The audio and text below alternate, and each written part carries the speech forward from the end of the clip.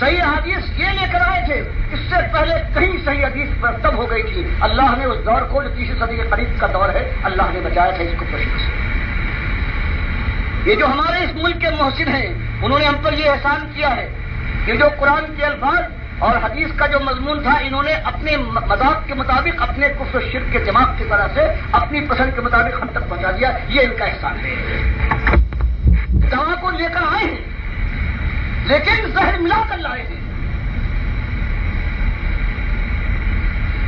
اب اگر کوئی کھول کر تمہارے سامنے لا کر رکھتا ہے کہ دیکھو یہ 300 سال پرانے ہیں، یہ 950 سال پرانے تمہارے بزرگ ہیں، یہ 11,000 سال پرانے ہیں تمہارے آدمی، ان کی کتابیں جو اس وقت سے لاکھوں کروڑوں چھپ چکی ہے، تم نے ہمیشہ کہا یہ ان کی کتاب ہے، اور اس کتاب کے بعد تم نے ان کی تعریف کی ہے رحمت اللہ علیہ، اور امام تم ان کو گردانہ ہے. تم اس کو مانتے چلے آئے ہو یہ ان کی کتاب ہے. اب وہ جو دوسرا دکھاتا ہے اگر ان کی کتاب ہے، یہ تو کفر و شرک ہے، یہ تو قرآن کا انکار اور اللہ کے نبی صلی اللہ علیہ وسلم تقدیر ہے. یہ تب ادھر کھڑے ہوتے ہیں بجائے اس کے کہ کہتے ہیں ہاں ان سے غلطی ہوئی ہے، اللہ کا پروردگار ان سے ہم کو نجات دے. ہم اللہ اس کے رسول کی بات ماننے کے لیے ہے، جو اس کے مطابق کہتا ہے وہ ہمارا امام ہے، ہمارا رہنما ہے، اور جو اس کے خلاف کہتا ہے ہم اس کے دشمن ہیں. لیکن عالم یہ ہے کہ اللہ کا کوئی وقار نہیں، اللہ کے نبی صلی اللہ علیہ وسلم کی عزت کا کوئی مقام نہیں.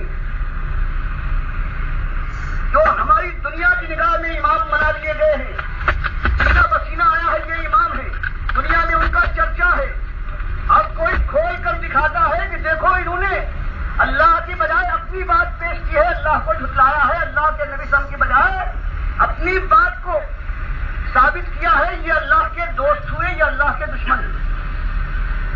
ان پر رحمت کی بارش کرنا چاہیے، ان کے لیے دعا ہونا چاہیے، یا اللہ سے پناہ مانگ کر ان سے برات کا اعلان ہونا چاہیے کہ مالک فرماتا ہے وَمَن يَكْفُرْ بِالطَّاغُوتِ وَيُؤْمِن بِاللَّهِ فَقَدِ اسْتَمْسَكَ بِالْعُرْوَةِ الْوُثْقَىٰ. کہ ہمارے مومن کو ہماری نگاہ میں وہ ذلیل کیڑے سے زیادہ حقیر اور ناچیز ہے، جو ہمارے ساتھ بھی کہ ہم تیرے بندے. بابا کے پاس پہنچا، سلام بابا، فرمایا اور شریک ہے، اس کو خوشی ہوتی ہے چلو ایک کاروبار میں منافع ہو رہا ہے، سب بانٹ لیں گے.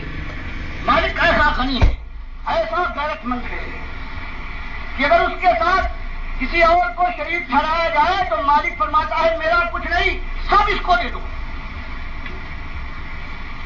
تو یہ بات جب کھولی گئی تو بجائے اس کے ثابت کرتے کہ نہیں یہ بات جو تم کہتے ہو کہ یہ اللہ کی دشمنی ہے، یہ قرآن کے خلاف اور حدیث کے خلاف ہے، یہ ایسا نہیں بلکہ یہ بالکل اس کے مطابق ہے، یہ بات کہنے کی نہ جرأت ہوئی نہ ہمت ہوئی. اب بات کیا پیش کی جا رہی ہے کہ اس سے پہلے کسی نے نہیں کہا. تو اس کی مثال بالکل ایسی ہے کہ عیسائیوں سے کہا جائے کہ حضرت عیسیٰ اللہ کے بیٹے نہیں تھے، وہ تو اللہ کے بندے تھے. تو سارے عیسائی مل کر ایک آواز سے کہے تمہارا یہ کیا بات کہتے ہو، 2000 سال سے ہم مان رہے ہیں، ساری دنیا مان رہی ہے کہ اللہ کے بیٹے ہیں، کسی نے نہیں کہی، تم کیسے کہہ رہے ہو؟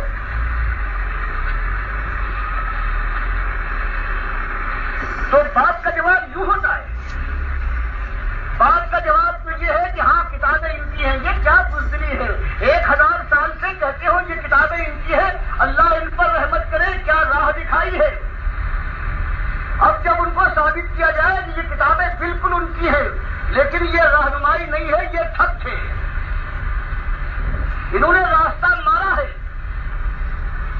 تب بجائے اس کے کہ ثابت کریں کہ ہمارے باپ دادا نے، ہمارے علماء نے جو ان کی تعریف کی ہے یہ اس کے مستحق تھے، اب یہ کہنے لگے ہیں کہ صاحب کسی نے نہیں کہا.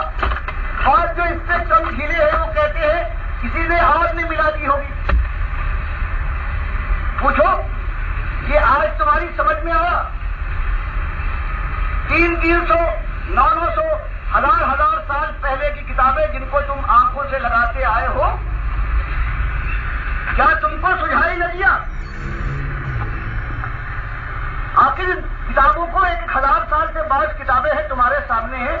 پہلے تمہاری زبان سے کیوں نہیں نکلا کہ اللہ کی کتاب کے خلاف؟ یہ رحمت اللہ علیہ نہیں بلکہ اراد اللہ تھے، کیوں تم نے نہیں کہا؟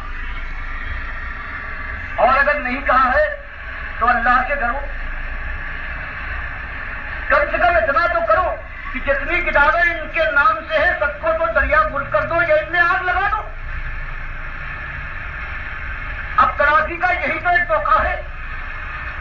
اب اس کے بجائے تم عصبیت میں آ جاؤ، غیرت میں آ جاؤ، قومیت میں آ جاؤ، اپنے باپ دادا کی ریت پر جانثاری کے جذبے سے سرشار ہو کر تم کہو کہ نہیں، جواب ہمارے پاس نہ ہو لیکن تیری بات مان کر رہی۔